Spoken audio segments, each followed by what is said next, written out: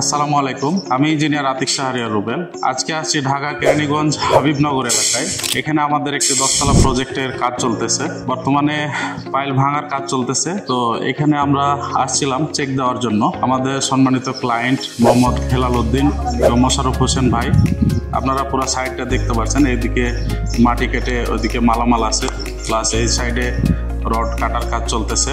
তো আমাদের এই প্রজেক্টে প্রায় 6 কাঠার একটু বেশি জায়গা নিয়ে নির্মিত হবে ভবনটি। এখানে আছে আপনার টোটাল 4টি ইউনিট। প্রত্যেকটি ইউনিটে 3টি করে রুম, ডাইনিং ড্রয়িং স্পেস, একটি অ্যাটাচ টয়লেট, একটি কমন টয়লেট এবং 2টি বারান্দা। এই যে আমরা আমাদের দেশে সাধারণত যেটা হয়, আমরা ছাদ দেওয়ার সময় যে কাজটা করি, যে অনেক আয়োজন এবং অনেক চেক করাই ইঞ্জিনিয়ার দিয়ে, বা আমরা নিজে অনেক গুরুত্ব দিই। আসলে প্রকৃতপক্ষে আমাদের পাইলের কাজটাতে সবচেয়ে বেশি গুরুত্ব দেওয়া উচিত। প্রত্যেকটা পার্টি গুরুত্ব দেওয়া উচিত, কিন্তু আমাদের পাইলের পার্টটা কেন গুরুত্বপূর্ণ, যে আমাদের পায়ের নিচের মাটি যদি শক্ত না হয়, তাহলে আমাদের ভবন কাঠামোগতভাবে শক্তিশালী হবে না এবং ভূমিকম্প সহনশীল হবে না।